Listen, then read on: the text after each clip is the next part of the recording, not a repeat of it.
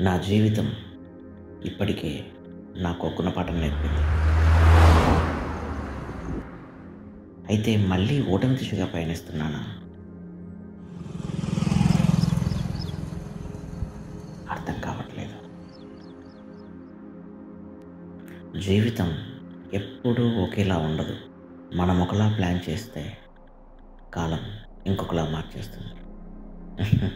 ఒక మనిషి బతకడానికి కావాల్సింది గాలి, నీరు, నిద్ర, అన్నం మాత్రమే కాదు. ఒక చిన్న ఆశ, రేపటిపై కాసింత నమ్మకం ఉంటే చాలు.